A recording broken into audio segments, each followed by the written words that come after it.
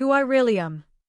That night still burns in my memory, the night my dignity was laughed at across a dinner table dressed in gold. The chandeliers sparkled, the silverware gleamed, but inside me, something shattered quietly. I sat there, surrounded by people who carried my family name, yet treated me like a stain on their reputation. They didn't raise their voices, they didn't have to. Every smile had venom, every glance carried judgment. I could hear the whispers, the soft giggles masked behind napkins, and the sound of my own heartbeat fighting to stay calm. "She's too simple for our family," someone whispered. Simple, as if kindness was a flaw, as if humility was shame. I remember clutching my cerise, trying to hide my trembling hands. My husband's laughter joined theirs, not to comfort me, but to protect his image. And that hurt more than any insult. In that moment, I understood, silence can wound deeper than words. But they didn't know me. They thought my simplicity made me powerless. They mistook my patience for weakness. That night, I didn't argue. I didn't cry. I simply smiled, because deep down, I had already decided something. They will remember this dinner, I whispered to myself. And they did. Because that was the night I began planning their downfall, with the same grace they mocked. When I first entered the Patel mansion, I thought I was walking into a dream. Marble floors, golden-framed portraits, laughter echoing from polished walls. It looked like a home filled with love and tradition. But it didn't take me long to realize, appearances can lie beautifully. I was raised in a small, middle-class family where love was loud, and dignity was sacred. My father always said, "A woman's worth isn't in her clothes, Maya, it's in her character." I carried those words like a shield. But in Rohan's family, that shield only made me a target. At first, I tried to fit in. I greeted everyone with warmth, helped in the kitchen, joined their conversations even when they revolved around brands I'd never heard of. I believed kindness could melt their arrogance. But kindness, in this house, was treated like weakness. Nandini, my mother-in-law, ruled the family with a polished smile and sharp eyes. She never shouted. Her silence was enough to make anyone feel small. When I cooked for the first time, she didn't taste it. She simply said, "We usually use olive oil, not whatever this is." And everyone laughed softly, like it was normal, like humiliation was part of the meal. Rohan didn't defend me. He avoided eye contact, pretending to be busy scrolling through his phone. Later that night, when I asked him why he stayed quiet, he sighed. "Maya, please, don't take it personally. Mom's just particular about things." I wanted to believe him. I wanted to think it was just adjustment. But deep down, something in me knew I wasn't being accepted. I was being tolerated. Anaya, my sister-in-law, was another mirror of judgment. A social media butterfly, always filming, posing, flaunting her designer clothes. She'd often glance at me and whisper to her friends, "She's sweet, but she really doesn't fit the Patel vibe." I'd smile, pretending not to hear. Pretending it didn't sting. Vikram, my father-in-law, stayed mostly silent, a man more afraid of scandal than sin. He'd nod and agree with Nandini on everything, as if peace in the house meant agreeing with the loudest ego. I spent my days walking on eggshells, serving tea that was too strong, wearing clothes that were too plain, smiling too much. I adjusted my voice, my laughter, even my opinions, just to belong. But no matter what I did, I was always the outsider. There were rare moments when I thought maybe, just maybe, they were softening. Like on family nights when Nandini would talk about her youth or when Rohan would ask about my parents. But even in those moments, there was a subtle distance, like I was being measured, not embraced. During one family reunion, Nandini's friends came over. They complimented Anaya's dress, her jewelry, her modern charm. Then one of them turned to me and said, "Maya, you remind me of the women from old stories, quiet and simple." Nandini laughed softly. "Yes, she's very traditional. Still learning our ways." That word, still learning, echoed in my head for days. Because it didn't mean growth. It meant I wasn't enough. I remember standing by the kitchen window that night, staring at the glittering lights of the city. I had everything a woman was supposed to want, a rich home, a respected husband, a big family. But somehow, I had never felt smaller. I called my mother, trying to sound cheerful. She asked, "Are you happy, Beta?" I paused for a second and said, "Yes, Ma. They are nice people." But even as I said it, a tear rolled down my cheek. I hung up, looked around at the marble walls, and whispered to myself, nice people don't make you feel invisible. The next morning, as I walked downstairs, I caught Nandini and Anaya whispering. My name came up, followed by a soft giggle. They stopped when they saw me. Nandini smiled sweetly and said, "Oh, Maya, we were just talking about you." That's when I realized there was something deeper behind those smiles. Something darker than simple mockery. Something that was about to ruin everything I believed about family. It began like any other evening, a dinner to celebrate Rohan's new business deal. The dining table gleamed under the chandelier's light, the crystal glasses waiting to be filled with laughter and pride. But that night, pride had a cruel taste. I had spent the entire day cooking a few of Rohan's favorite dishes, dal makhani, jeera rice, paneer tikka, simple meals from my mother's recipes. I wanted to add a touch of home to their celebration. But when Nandini saw the dishes, her smile stiffened. She murmured, "Maya, for a business dinner, you made this? Guess we'll expect something elegant, not homemade." Her tone was sweet, but her words sliced through me like glass. I froze for a second, then whispered. I thought family dinners were about comfort, not show." Rohan looked at me, his eyes apologetic yet distant. "Mom's right, Maya," he said softly. "It's just about presentation." Presentation. That word echoed like an insult dressed as advice. By the time the guests arrived, business partners, relatives, and a few socialites, the air was thick with artificial laughter. Anaya strutted in, draped in a shimmering gown, announcing herself with perfume and confidence. She glanced at me and smirked. "Oh Maya, how cute. You kept it traditional again." Her words stung, but I smiled politely. I guess I'm consistent. As the evening unfolded, the conversation danced around luxury trips, designer brands, and exclusive parties. Every time I tried to join in, my voice was brushed aside. When I mentioned my parents' anniversary, Nandini changed the topic instantly. "Oh yes. But did you hear about the new villa Rohan's friend bought? Such a wonderful investment." Everyone nodded. My words vanished like smoke. Later, when the food was served, I caught snippets of whispers. Did she really make this herself? Poor thing, trying too hard. I can't believe Rohan married someone so plain. Each sentence sank deeper into my chest, but I kept smiling, that same fragile, practiced smile that hides 1,000 bruises. Then came the final blow. Nandini raised her glass and said loudly, "To Rohan, the pride of the Patel family. May he continue bringing success and sophistication to our name." Everyone cheered. And then, as the laughter settled, she turned toward me. "And to Maya," she added with a half-smile. "For her simplicity. It keeps us grounded." The table erupted in polite chuckles. I felt my throat tighten. My hands trembled beneath the tablecloth. I glanced at Rohan, waiting, hoping, but he only smiled awkwardly and said, "She's always been that way." That was it. The moment everything changed. The humiliation wasn't in their words, it was in his silence. The man who promised to protect my honor now watched it being dismantled, piece by piece, for their entertainment. I excused myself quietly, pretending to take a call. In the hallway, I stood still, my reflection in the mirror looked like a stranger. My eyes were red, my lips trembling, but something inside me was solidifying, hardening like stone. I overheard them through the door. Anaya's voice, "Rohan deserves someone more polished." Nandini's reply, "Marriage isn't about love, dear. It's about presentation. She'll learn, or she'll leave." Their laughter followed. I pressed my hand against my chest, trying to calm the storm rising within me. My pulse raced, not from pain anymore, but from awakening. That night, when Rohan came to our room, he said casually, "Don't take what Mom said seriously. You're too sensitive sometimes."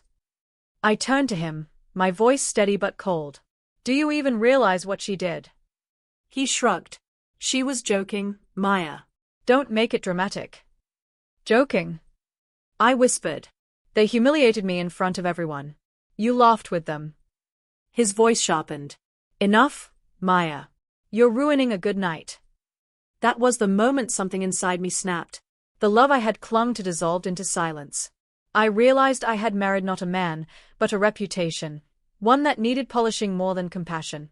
I slept in the same bed that night, but the space between us felt like miles. His indifference, their cruelty, it all blurred into a single truth. I didn't belong here, and they wanted me to know it. But they didn't know me, not the real me. The woman who could take humiliation and turn it into power. As I lay awake staring at the ceiling, one thought kept echoing in my head, calm and dangerous. They mocked my simplicity tonight, but soon, it will be their pride that gets destroyed.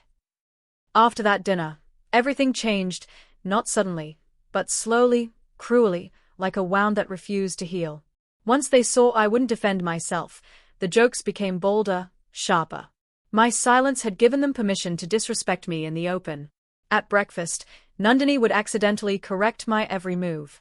"Not like that, Maya," she'd say with her voice dipped in honey. "We fold the napkins this way.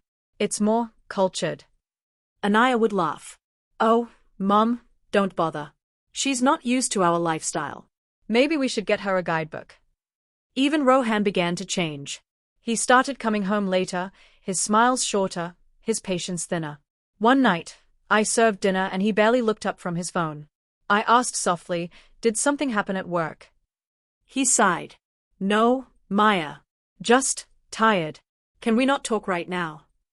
But I saw it, that slight embarrassment in his eyes when his friends mentioned me, how he brushed off questions about his wife with vague smiles. It was as if he wanted to erase me from the story of his success.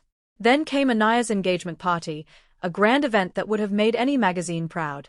The entire house was decorated with fairy lights, cameras flashing, laughter echoing through the courtyard.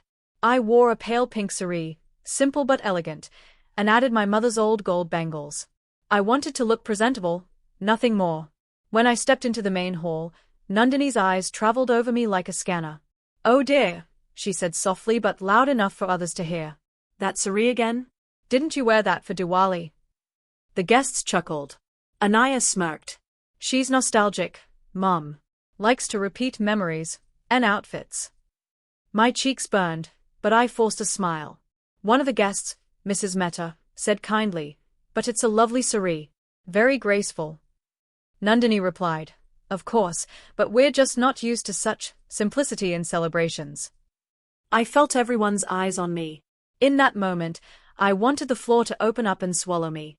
But instead, I straightened my back, smiled, and said, "Sometimes, simplicity is the only luxury that doesn't fade." It silenced the room for a second, but only for a second.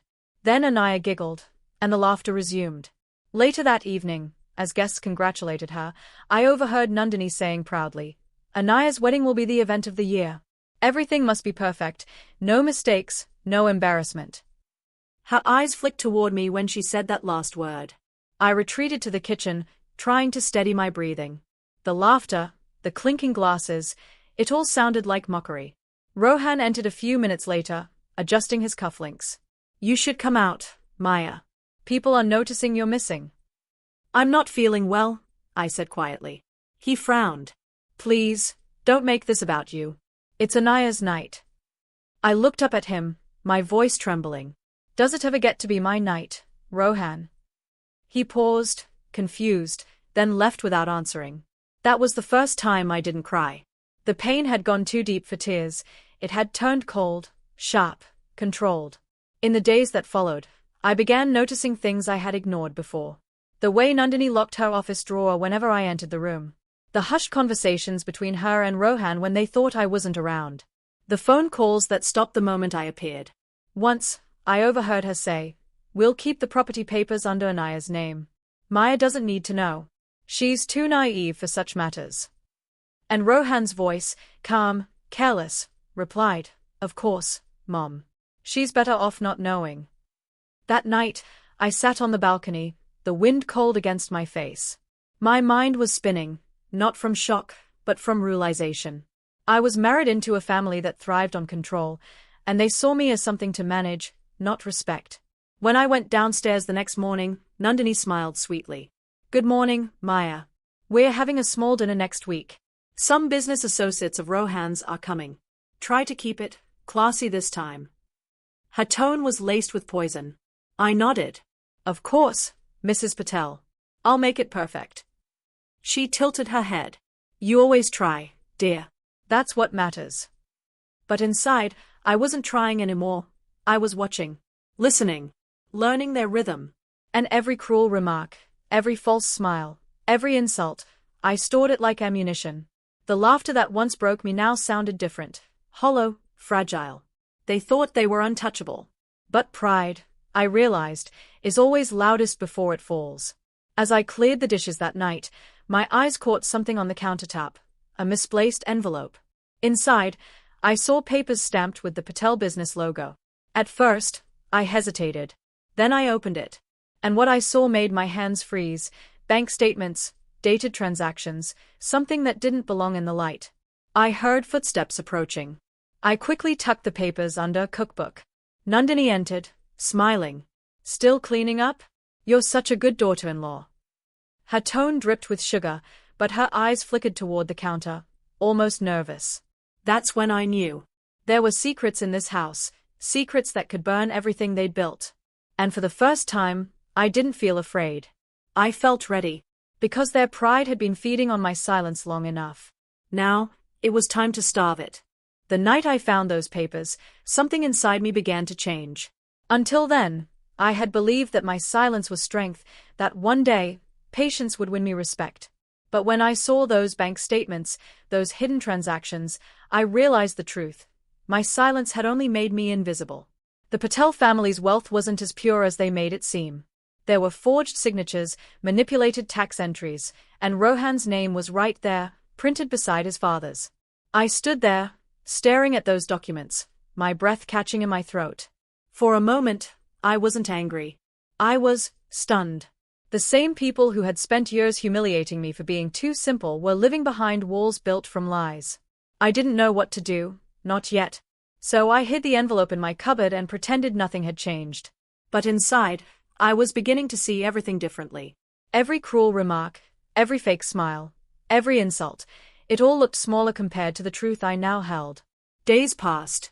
The family's mockery didn't stop. In fact, it grew worse. Nandini's tone became sharper, Rohan's distance colder. They sensed a change in me, maybe the calm in my eyes unsettled them. Then came the betrayal I never saw coming. It was a Sunday afternoon when Nandini gathered everyone in the living room. Her voice was unusually sweet. "Maya, dear," she said, "we've decided to update some family documents. Nothing major, just property distributions and legal clarifications." I nodded politely. "Of course. Whatever you think is best." She handed me a set of papers. I glanced through them. They looked like business updates, but something felt off. "Just sign here," she said casually. I hesitated. "What's this for?"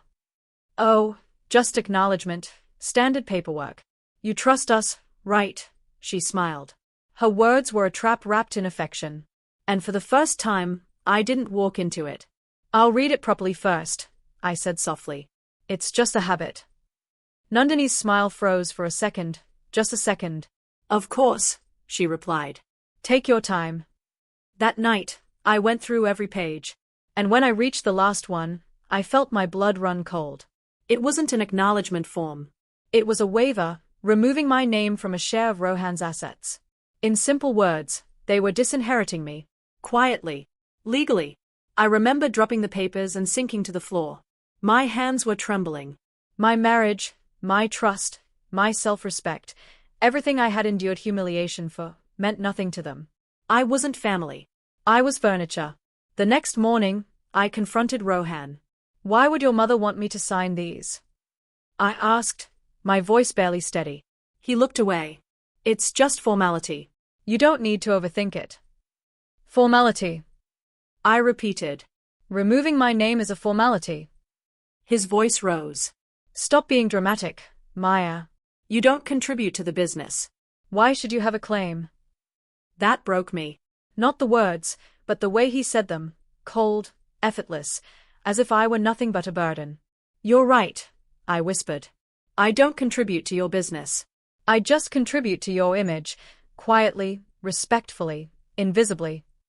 He turned to leave. "Don't start this again." "You'll only make things worse for yourself." For myself. That's when I realized I was truly alone. The days that followed felt heavy, suffocating. Every morning, Nandini smiled wider, her eyes glinting with quiet victory. Anaya flaunted her engagement gifts, reminding me that her wedding would be the biggest family event of the year. And Rohan barely spoke to me. The silence between us had become an entire ocean. One evening, I overheard a conversation I'll never forget.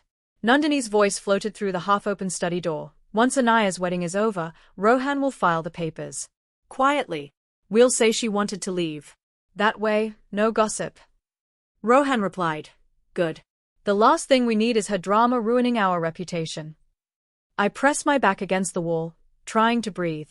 Every part of me wanted to scream, to burst through the door, to ask him why. But something stronger kept me still, that strange, quiet strength that comes when pain becomes purpose. That night, I didn't sleep. I sat by the window, staring at the stars. For years, I had tried to earn love from people who didn't even understand the meaning of it. I had been patient, polite, obedient, everything they said a good wife should be. And yet, in return, they gave me humiliation. I realized I had nothing left to lose. And that realization was freedom. When morning came, I looked at myself in the mirror. My eyes were swollen, my face pale, but there was something new there. A calm I hadn't seen before. I wasn't the same woman who once trembled under their judgment. They thought they had stripped me of everything: inheritance, dignity, family. But what they didn't know was that in destroying me, they had given me the one thing they feared most: knowledge. The documents, the secrets, the fraud, all of it. I knew now exactly how to break their pride. Not by shouting, not by begging, but by doing what they never expected from me, standing tall, silent, and dangerous. As I folded those forged papers and placed them back in my drawer, a faint smile touched my lips. They had tried to erase me from their story, but I was about to rewrite the ending. That was the night I stopped being their victim and became their reckoning. For the first time since I'd signed those papers, I slept without waking to the taste of fear.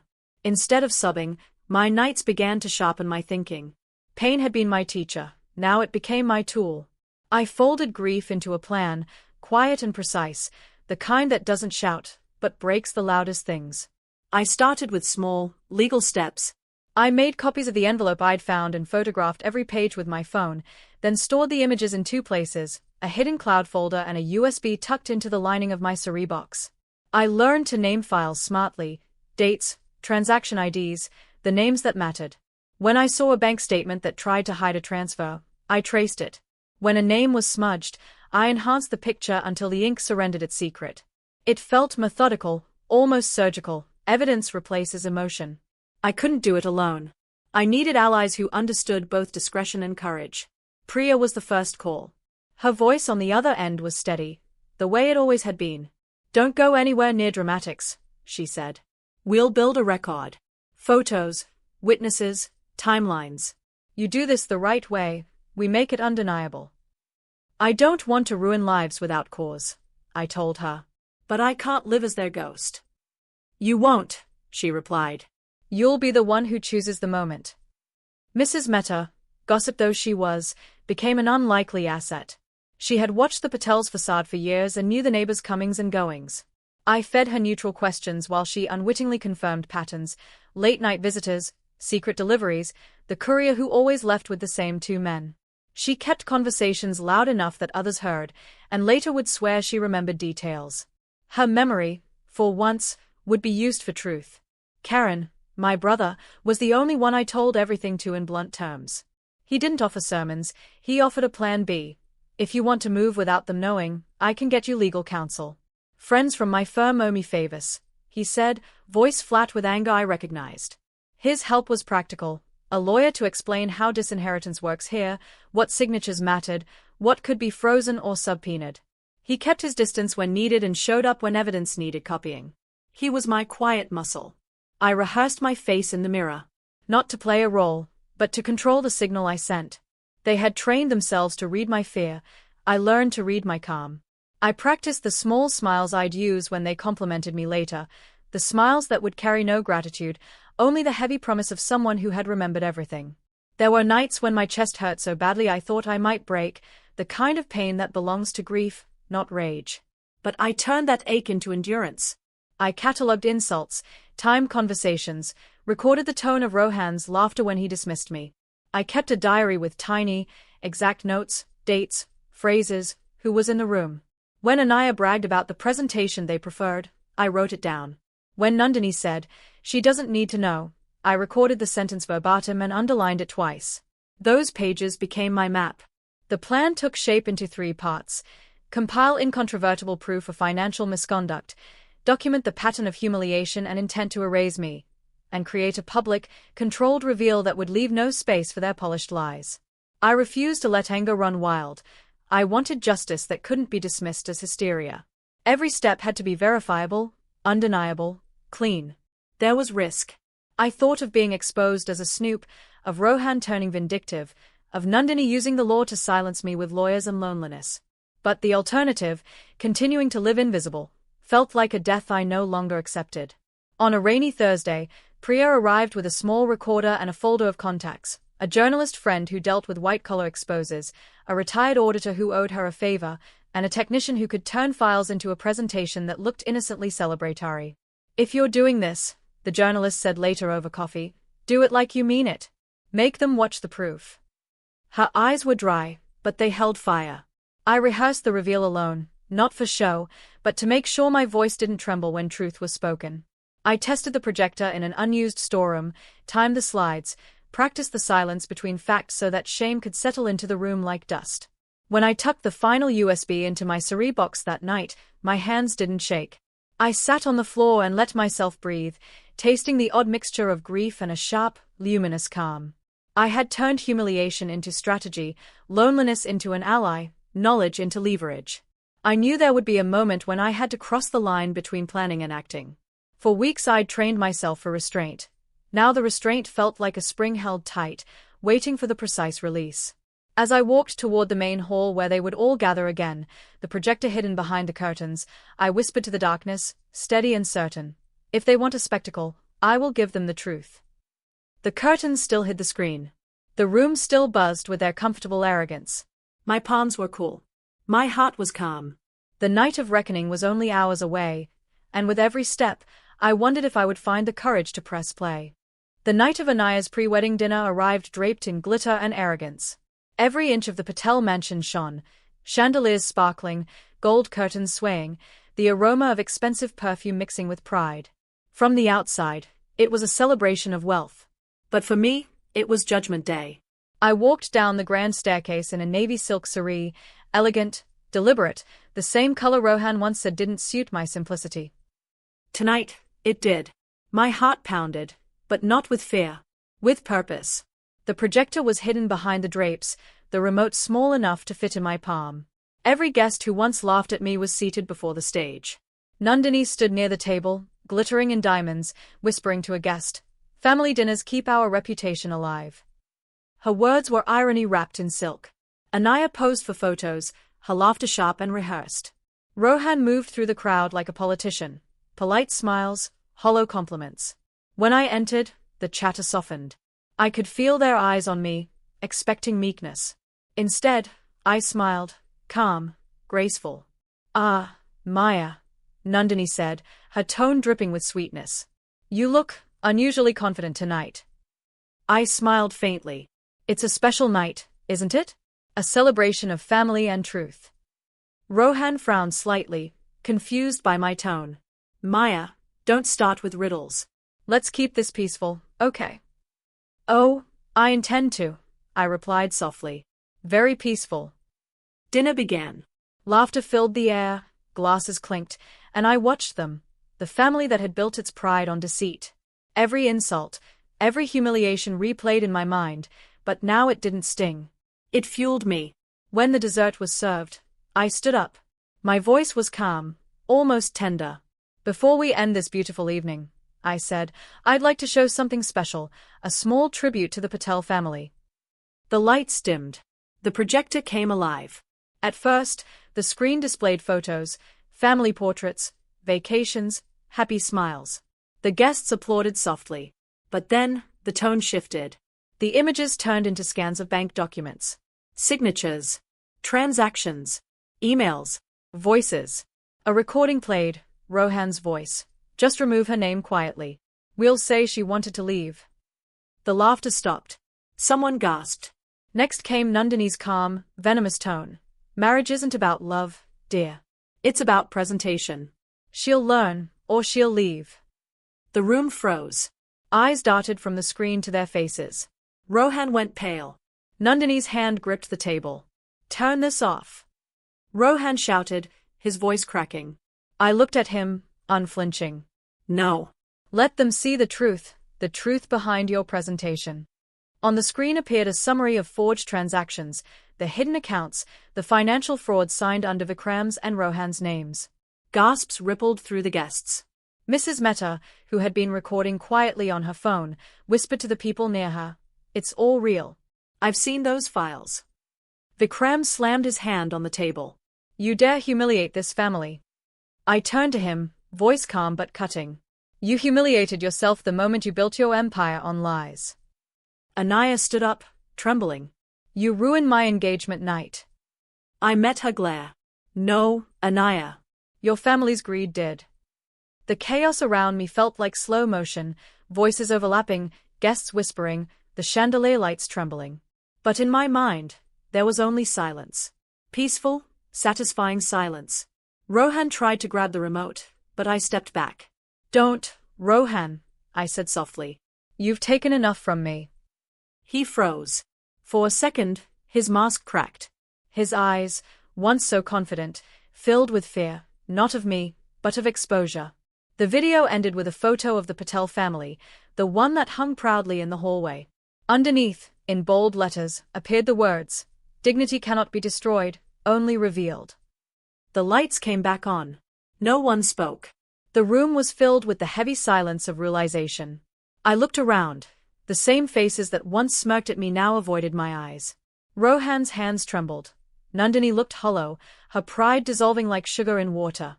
I never wanted revenge, I said, my voice quiet but unwavering. All I wanted was respect. But when you tried to destroy my dignity, you handed me the truth, and I used it. I turned toward the guests. They mocked my simplicity. But tonight, you all saw who truly lived simply, and who lived falsely. Nandini whispered, almost pleading, Maya, what have you done? I looked at her one last time. What you taught me, mother-in-law. Presentation. With that, I set the remote down, picked up my purse, and walked out of the room.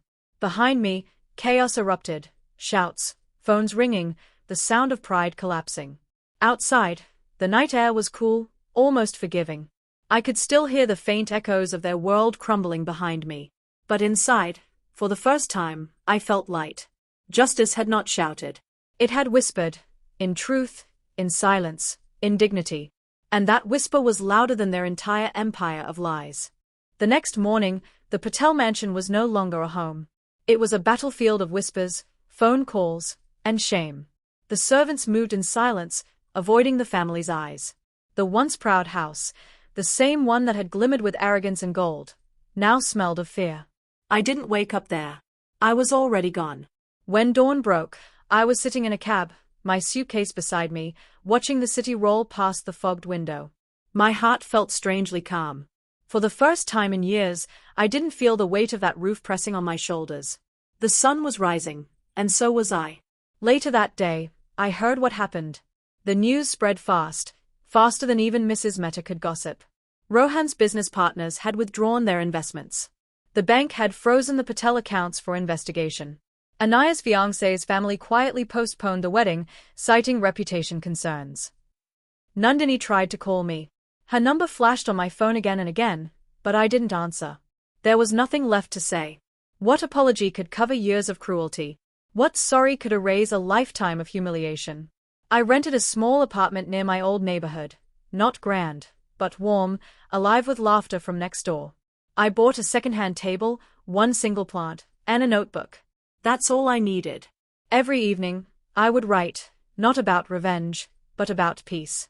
About the difference between silence that hides pain and silence that heals it. One afternoon, as I walked through the market, I saw a familiar face, Mrs. Mehta. She looked startled at first, then smiled softly. Maya, she said, they say you destroyed the Patel family. I shook my head. No, I replied gently.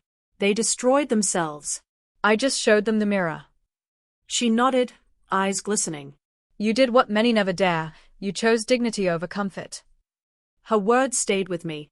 Days turned into weeks. The media soon picked up whispers of the scandal. There were articles about the Patel business collapse, about tax fraud, about the wife who exposed them. But I never read them. I didn't need headlines, I had already found my closure. Rohan came once, 2 weeks later. He stood at my doorstep, thinner, desperate. Maya, please, he said, voice trembling. You've made your point. We've lost everything. Just come home. We can fix it. I looked at him quietly. For years, I had imagined this moment, him broken, me strong. But standing there, I didn't feel triumph. I felt truth. Home? I asked softly. Home isn't a place where you're silenced, Rohan. It's where you're seen. He opened his mouth to speak, but I stepped back.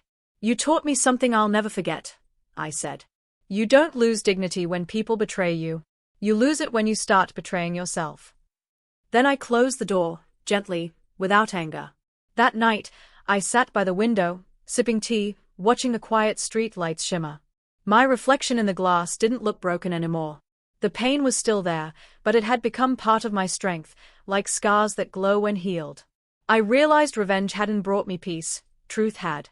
The power wasn't in exposing them, it was in reclaiming myself. Sometimes justice isn't a battle. It's simply walking away with your head high, knowing you never stooped to their level. As the city lights blinked below, I whispered to myself, not in anger, but in calm certainty. Dignity doesn't shout. It exposes. And once the truth stands, no lie can survive beside it. The Patels would spend years rebuilding their shattered reputation. Maybe they would blame me, maybe they'd learn. But their opinions didn't matter anymore, because my worth was no longer something they could define. I wasn't the simple woman they mocked. I was the silence that revealed their noise. And in that silence, I finally heard the only thing I had been searching for all along: respect.